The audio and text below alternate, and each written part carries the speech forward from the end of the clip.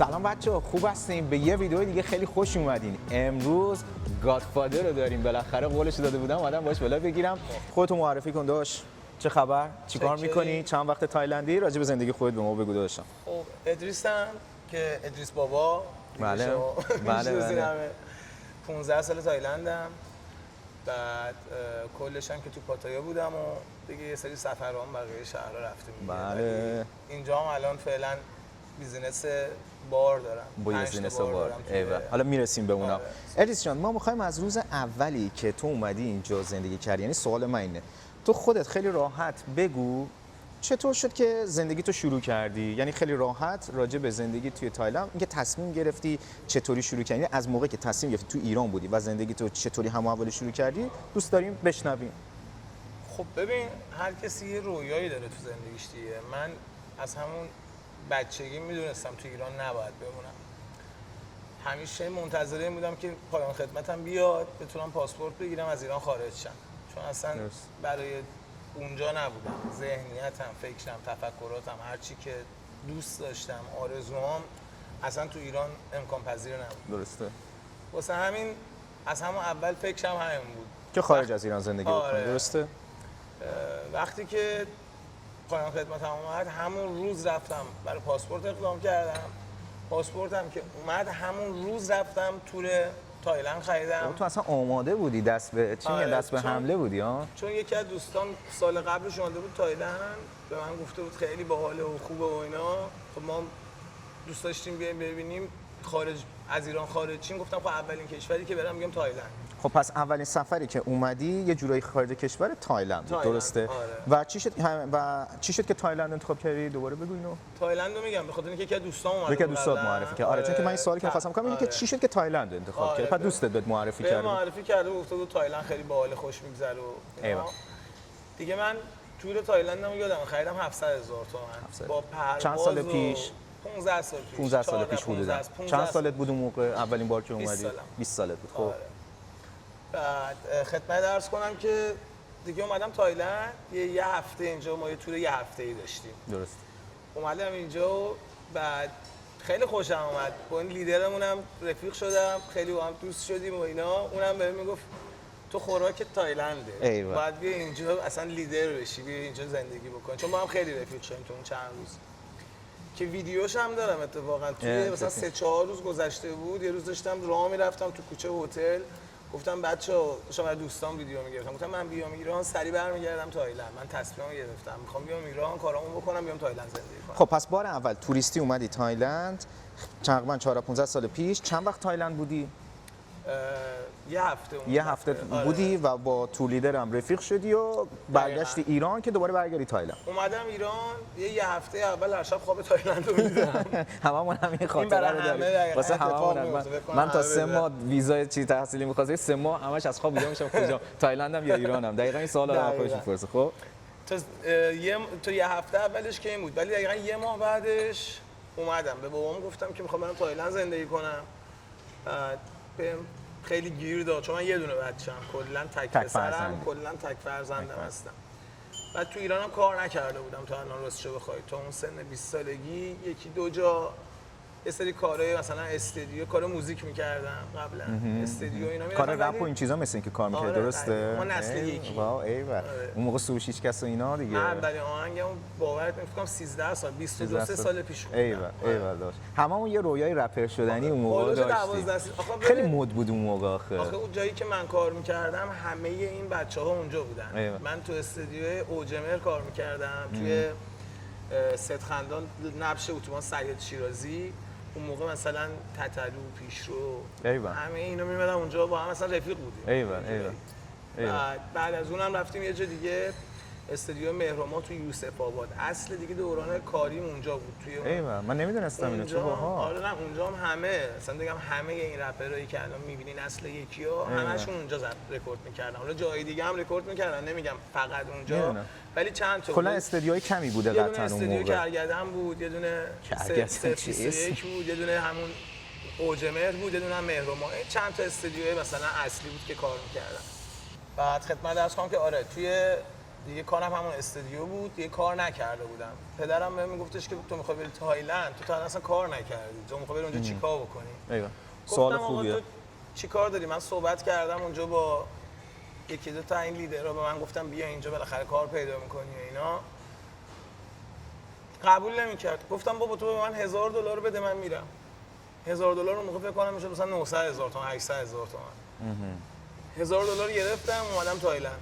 دیگه الان 15 سال خدمت شما با همون $1000. با همون $1000. ایوه بگو چطوری شروع کردی؟ من واسم جالب. روزای اول با چطوری؟ حالا میخوایم خیلی اسم نیاریم اون چیزا اونایی که خودت میدونی فقط میتونی بیاری. چون که اسم بیاری ممکنه کاری به اونش نداری. میخوام ببینم که چطوری شروع کردی. جالبه واسه بچه‌ها خیلی جذابه که چطوری همون اول 15 سال پیش شروع شد. اولش که اومدم اینجا با همون شرکت توری که اومده بودم دفعه اول مسافرت با همون لیدر صحبت کردم، رفت با صاحب شرکت صحبت کرد، منو تستی فرستادم یه روز کنار یه لیدر دیگه شون چکین تو هتل برای اینکه مثلا ببینیم کار چجوری و اینا.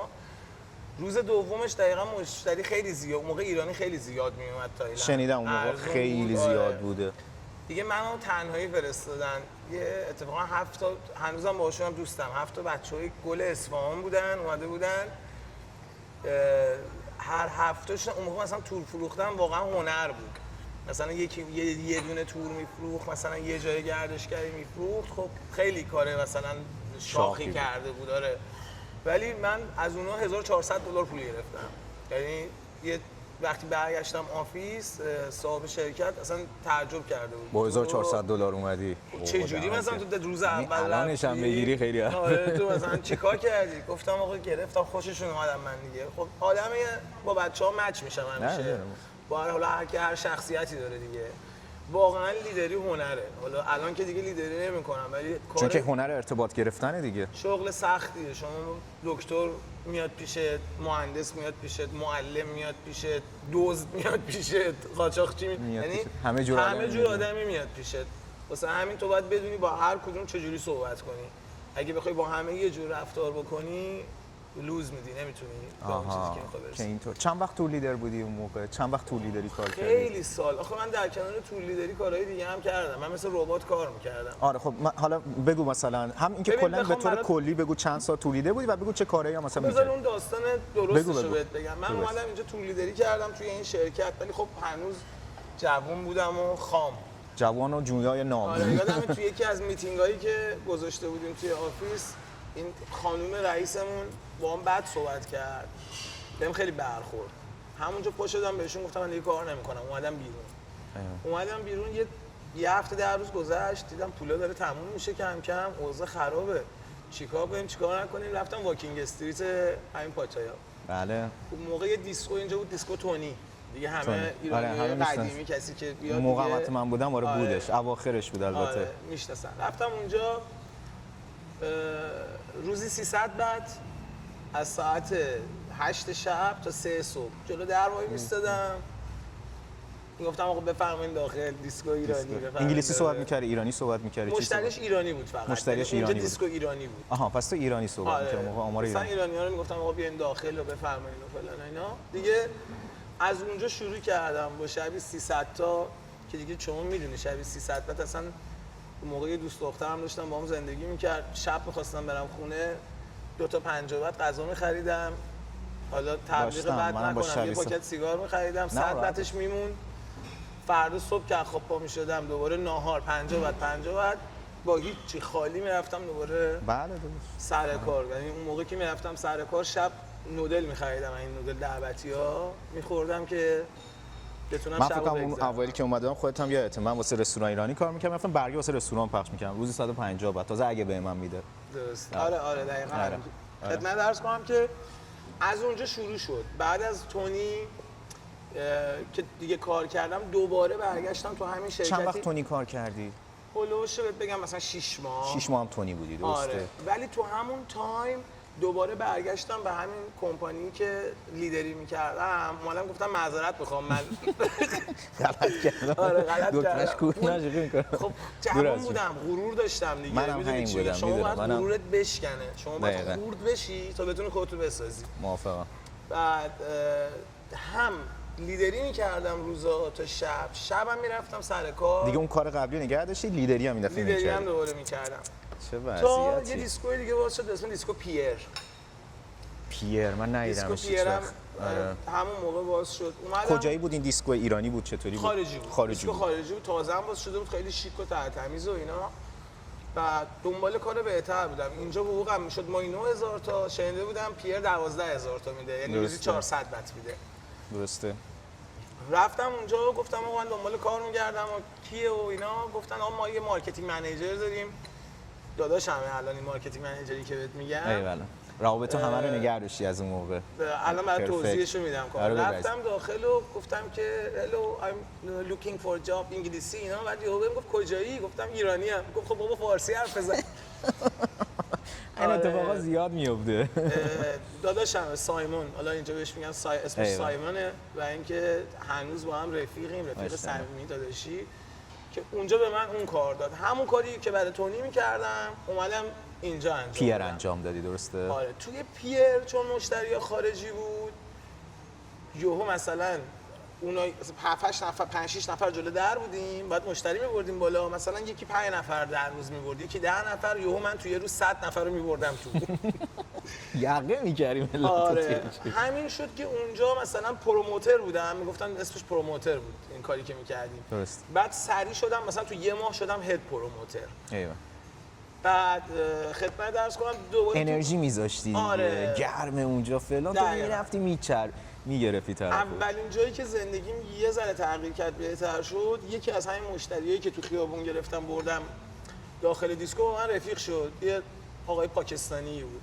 خب بعد دیگه با هم دوست شدیم یه مدت و اینا. یه چند تا خونه اینجا داشت، به من گفت بخوام یه خونه دیگه بخرم، تو برام پیدا کن خونه رو. من بهش گفتم چرا میخوای خونه بخری، بیا بریم اگوگو بخر با همون قیمت، پولش بیشتره، درآمدش بیشتره و اینا. بچه‌ها اگه نمیدونین اگوگو چیه، اگوگو این بارایی هستن که دخترا میان میرقصن دور میله. آره استریپ کلاب. آره حالا همین این دیگه نمیدونم میتونی تو بزنیش. اوکیه حل. اونجا شد بوق بذاریم. آره اوکی. کلاب عشق و حال. آره خب. بعد رفتم واسه این آقا اینجا رو صحبت، یکی رو میشناختم اونجا، رفتم براش صحبت کردم، اونجا رو براش خریدم. من همش نگاه میکنم کسی نمیشه بلند صحبت تو بگو. 200-300 بعد موقع کمیسیون گرفتم. نه بابا. سر همون کار. ایول. پول رو سریع 200-300 خیلی اون موقع. همین الانش هم پول بدی نیست. آره. رفتم سریع موتور خریدم، یه موتور دسته دو خریدم 25000 بعد اینجوری قیمتایی. خونه‌مو عوض کردم چون جام خیلی بد بود و هم بعد. بله. دیگه بعدش دیگه این کارو که کردم دوباره همون لیدری رو ادامه دادم. چند سال دوباره لیدر بودی؟ خیلی سال، تا همین تا قبل کووید.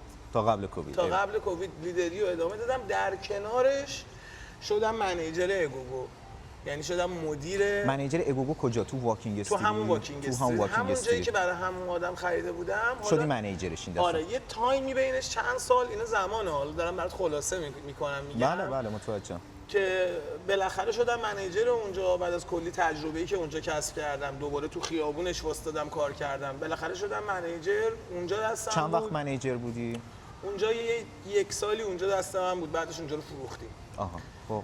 بعد از اون رفتم آیرون کلاب توی همون واکینگ استریت، اونجا شدم جنرال منیجر، چون اونجا بازم منیجر داشت شدم. فرق جنرال منیجر چیه؟ خب دیگه بالا سری همشون بودم. بالا سری هدس مثلا میگی فلانی تو برو الان پایین بری، الان مشتری بالا زیاده. آره مثلا مارکتینگ منیجر داری، اسیستنت منیجر داری، دیگه خدمت عرض کنم جنرال منیجر میشه دیگه اون هد همش.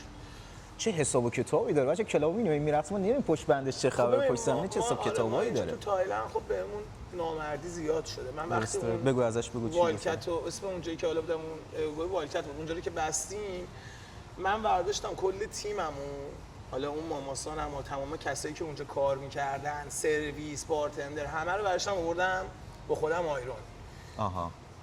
فروش آیرون مثلا شبی 20000 بات بود، کردمش شبی 200000 بات، یعنی چند برابر؟ 10 برابر. یک ماه که گذشت صاحبش به من گفت خدا نگهدار، تو رو دیگه نمیخوام ولی استفت رو میخوام نگه دارم. دیگه اینجا فکر کنم حالا من که اومدم بیرون اونا رو هم نذاشتم اونجا بمونن، اون کسایی که با من اومده بودن اونا رو فرستادم جاهای دیگه، چون دوست آشنا زیاد پیدا کردم تو این چند سالی که میگم خلاصه میگم منو خب همه صاحبای کلابا، بارا همه میشناختن توی اون تایم اونجا دیگه، تو واکینگ استریت با همشون رفیق بودم. درسته. اینا رو پخش کردم تو جاهای دیگه. اونجا تو 2 ماه بسته شد. یعنی میخوام بگم هر کی نون دلشو میخوره دیگه. وقتی اون طرف انقدری دلش بزرگ نبود، منی که براش یه همچین کاری انجام دادم و می‌خواست تو یه ماه دک بکنه به خاطر چقدر 50000 بعد حقوقم بود سر 50000 تا. بله. فکر کن برای یارو چند میلیون در بیاری بعد اون 50 تا حقوق تو به خودت بده، زورش بیاد و بخواد. بله من تجربه دارم خودم، اتفاقا این شکلی زیاد افتاده واسم. خب که بعدش که دیگه کووید که اومد همون بدبخت شدیم دور از جون. آره یادمه خود همه داستان شدیم. همه داستانای کووید خیلی وحشتناکه اون تایمش واقعا. بچه‌ها منم یه چند وقت قبل از کووید، یعنی مثلا چند سال قبل از کووید، من با ادریس و چند تا بچهای دیگه که حالا احسان و نوید و خیلی دیگه هستن باشون آشنا شدیم و اینا و خیلی روزگار خوبی داشتیم اون موقع هم. بله، آره خب که دیگه رفتم ایران با تو کووید دیگه رفتیم. من خانم تایلندی دارم. آره راستی راجع به ازدواجت هم جزء سوالام. بچه‌ها من سری سوال دارم، حالا انقدر صحبت خوب پیش رفت که مثلا فرصت نکردم سوالامو نگاه کنم. به داشت رو خود دیدیم و من می‌دونستم بچه‌ها خیلی دوست دارن ببینن نوکرتم. بچه کاراکتر شبیه کریتوس نیست؟ خود کریتوس ادریس بچه اهل گیم هم هست. یه چنل یوتیوب ادریس بابا داری؟ بابا پلیز. آره بابا پلیز. حالا میرسیم به همه اینا و اینکه بچه ادریس یه کار خیلی خوبی هم که کرده، واقعا لطف در حق من، ممبر چنل من هست و واقعا به من لطف داره. دست در خواهش می‌کنم قربونم. یکی از ساپورترهای کار من نوکرتم. اتفاقا خیلی هم خوب بود. دانیال بچه‌ها کانتنت هایی که داره تولید میکنه واقعا مثبته، یعنی چیز الکی درست نمیکنه، واقعا چیزی که ارزش ساپورت کردن داره. قربونت برم عزیزم، دستت در نکنه. نظر لطفت عزیزم. آقا من یه سوالی دارم. ببین من اینجا بچه‌ها یه سری سوالا نشه، بریم سوال ما. آقا چی شد که ازدواج کردی تو تایلند؟ با دختر تایلندی ازدواج کردی؟ نظر چی بود اینا رو بهم بگو چی شد. خب من اول که اومدم تایلند یه دوست دختر داشتم، 2-3 ماه باهاش بودم. بعد با اون که عوض کردم با یکی دیگه 4-5 سال بودم، 3-4 سال هم چند سال هولوشی. الان با همسرم الان 8 ساله دیگه با هم هستیم. آره تو دیگه حساب کن 15 سال تقسیم کن. اون اولیه رو 3 ماه بود، اون بعدی هم 5 سال اینا باهاش بودم بنده خدا رو. ولی کلا فاب بودی دیگه همیشه کلا؟ آره من اونجوری سخت فاب بودم تو فاتریاها. ما خیلی درگیر کار بودی، هم تکبری هم میگم درگیر. دمت گرم. حالا چی شد که ما این خانم آشنا شد؟ چطور شد ازدواج کردیم؟ خدمت عرض کنم راستش رو بخوام بگم توی همین پاتای تو فیسبوک با هم فرند شدیم تو فیسبوک، بعد دوست شدیم، گفتیم همدیگه رو ببینیم، دیدیم همدیگه رو دیگه، خوشمون اومد همدیگه. آره خوشمون اومد. 8 سال پیش درسته؟ 8 سال پیش. بعدم که دیگه دخترم اینجا به دنیا اومد. آره. چند تا بچه داری؟ 2 تا بچه دارم. دخترم ماشاءالله سویانا 6 سالشه. پسرم هم اودین 4 سالشه. جونم عزیزم، قشنگ رسما بابایی دیگه. آره. حالا برسیم به این که خب چی شد که شدی ادریس بابا و نهایتا فکر کنم گادفادر هم یه جورایی من بهت گفتم، حالا یا بوده اینا، ولی من گفتم بچه دیگه رسما چی شد شدی بابا؟ خب ببین بابا برمیگرده به زمان خیلی قدیم، زمان یاهو مسنجر. خب خیلی‌ها شاید اصلا اگه نسل جدید داره ممکنه ندونن در یاهو مسنجر در 65 میدونن چیه. اون موقع یاهو مسنجر خب روم داشت، توی روما مثلا 50 تا روم آسیا دست ایرانی‌ها بود. بعد ما اون موقع گروه بودم، می اومدن اونجا مثلا ویسی می‌کشیدن، وایس رو می‌بردن بالا با برنامه دهن سرویس می‌کردن، یادمه هک می‌کردن، وایس رو نگه می‌داشتن، همش فوش و فضاحت بود. ما یه گروه داشتیم به اسم گروه باباها، اسمش رو گذاشتیم بابا. مثلا من ادریس بابا بودم، یکی از بچه‌ها فرزاد بابا بود. آها. یه اکیپی بودیم که پسوندمون بابا بود، یعنی حدود 5-6 نفر بودیم. بعد این اسم ادریس بابا از اون زمان، حالا خیلی‌ها فکر می‌کردن به خاطر این سریال چوکور یه سریال چوکور ترکی چند سال پیش اومد، شخصیت اصلیش اسمش ادریس بابا بود. درسته. ادریس بابا صداش می‌کرد. درسته. خیلی‌ها فکر کردن من به خاطر اون این اسمو گذاشتم، ولی خب در حقیقت اصلا این اسم مال زمان بچگی منه. من مثلا 12-13 سالم، چند سالم بود یاهو بود اون موقع، یعنی از اون موقع این اسم رو من بود. توی پاتایا هم تا چند سال پیش همه من ادی صدا می‌کردن به خاطر اسمم که ادریسه، به من گفتن ادی. ولی چند سال شاید بگم دیگه از همون دم کووید، یعنی بهتره بگم دیگه دم کووید که من رفتم 2 سال ایران، 2 سال و نیم ایران بودم. از بعد از اون دیگه کلا همه جا منو بابا صدا کردن. منم از اون موقع که دیگه همه بابا صدا، یعنی موقعی که من با داشتم همه بابا صدا می‌کردن، چون سعی کردم واسه همه مثل بابا هم باشم. یعنی آره بچه چیزی که داره اینه که ادریس واقعا یه جورایی به من بهش میگم گادفادر یا حالا بابا مثلا بچه‌ها میگن، واقعا یه جورایی بابای همه بچه‌ها اینجاست. اولا که با همه رفاقت داره، هوای همه بچه‌ها رو داره.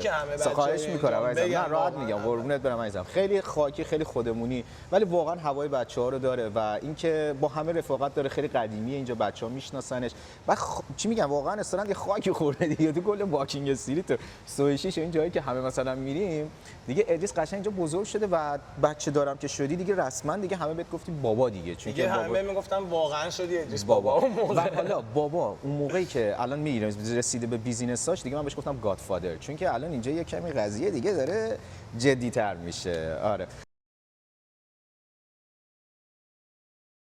صفی که برام کار میکردن به من گفتم بابا اگه تو یه بار بگیری ما میایم همه برای تو. به اونایی که میدونستم پول دارن وضعشون خوبه صحبت کردن، آقا میای با هم یه بار بگیریم اینجا. من اندازه‌ای داشتم که مثلا بتونم، ببین من یه سال اینجا کار کردم و اندازه‌ای داشتم که بتونم ماکسیموم مثلا آقا 6 ماه یه سال بتونم مثلا کار نکنم و جیبم بخورم.